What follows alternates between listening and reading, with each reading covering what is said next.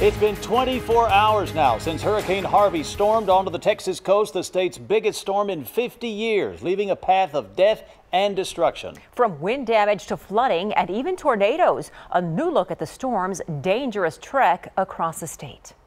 Good evening. Tonight, Harvey still holding up in Texas as a tropical storm. We go to Bill Taylor with the latest track. So, Bill, who's getting the heaviest rain right now? Off to the east of us right now, guys. In fact, it's Gonzales and spots north. I'll tell you, Seguin is ranking up some big rainfall totals, and some of the heaviest rain are these spiral bands north of the center, and it's just outside of Austin that we're getting some of the heaviest rain through Fayette County, and again, off to the east and southeast of Austin. So here's what's interesting. The storm center drifting out of DeWitt County is still on the move.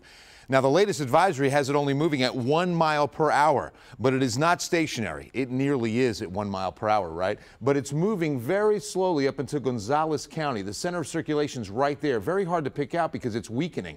Remember, once this storm made landfall 24 hours ago, it just starts dying.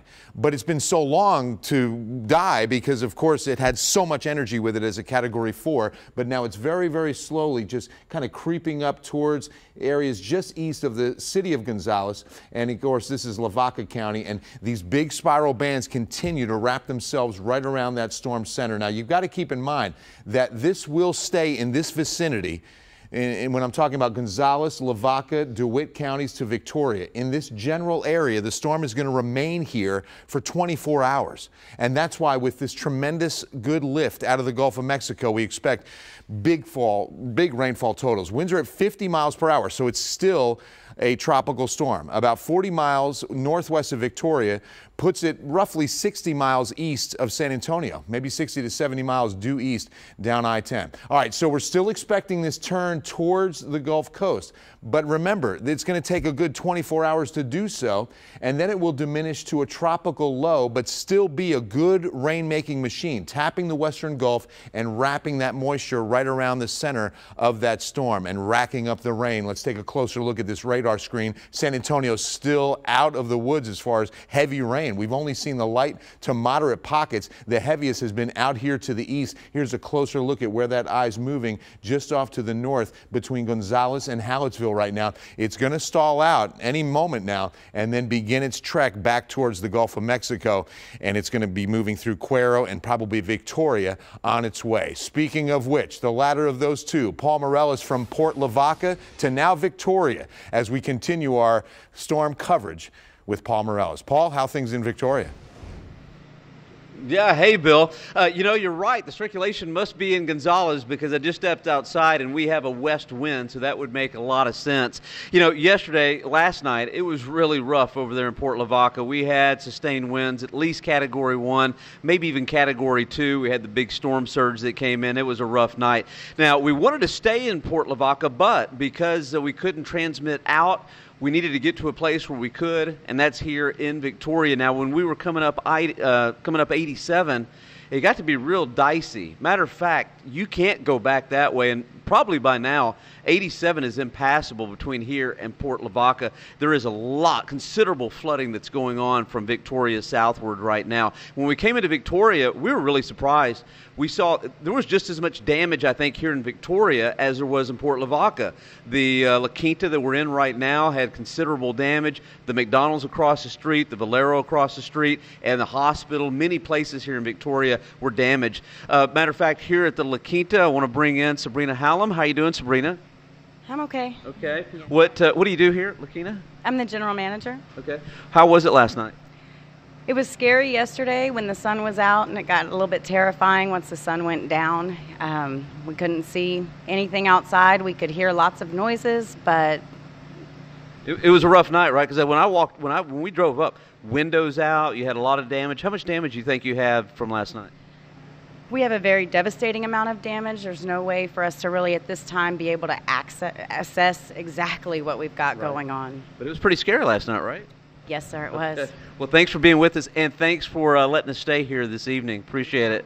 Okay, so here in Victoria, it's still raining, Bill. It's not raining as heavy as it was, but it's raining, and we've got a pretty good little gust at about 20 to 30, 35 every once in a while. And, again, it's going to be a long time before we dry out. By the way, sideline. My room in Port Lavaca was 312. My room here 312. Come on, are you serious right now?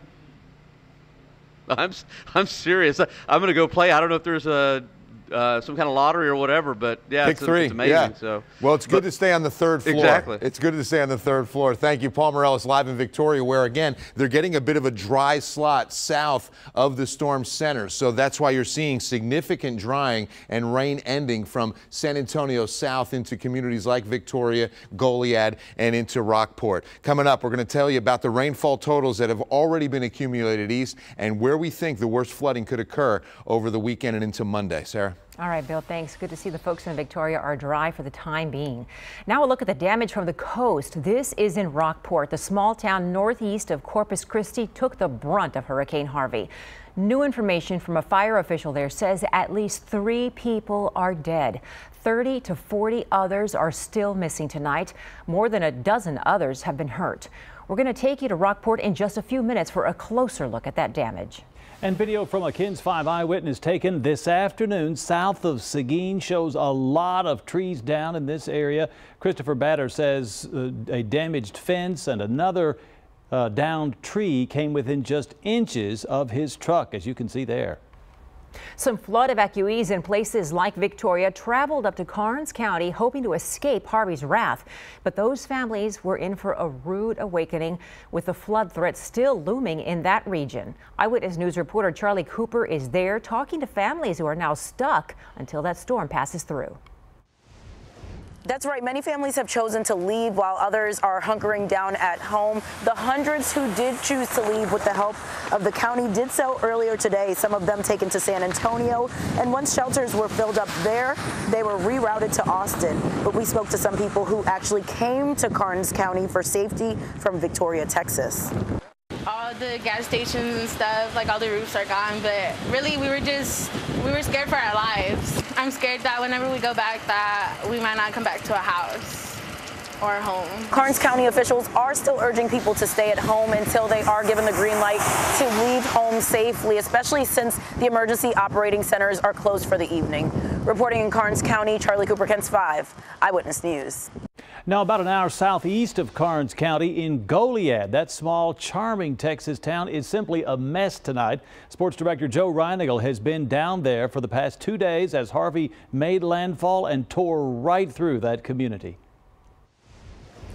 Well, hello from Goliad. This is what we woke up to this morning after a very rough night of Hurricane Harvey. A huge tree fallen down. This tree has been here for decades, according to the locals who are talking to me. Check this out. Vinny, if you can get a shot of this, you can see where the roots have pulled up the sidewalk. In fact, that's how developed and what, for lack of a better word, stationary this tree was. It's been here for hundreds of years. Right over here, you can see in this this neighborhood, this house, the fence has been uprooted by that tree that also fell down over there. So it is just a mess, and that's the biggest problem that folks are dealing with here in Goliad. The rain has been steady, hasn't been hard, but it has been steady. Still some wind gusts topping about the 40-50 mile an hour range, we understand, but this city is just simply a mess. They've been without power now since midnight last night when Harvey really ravaged this city. So no power, no gasoline,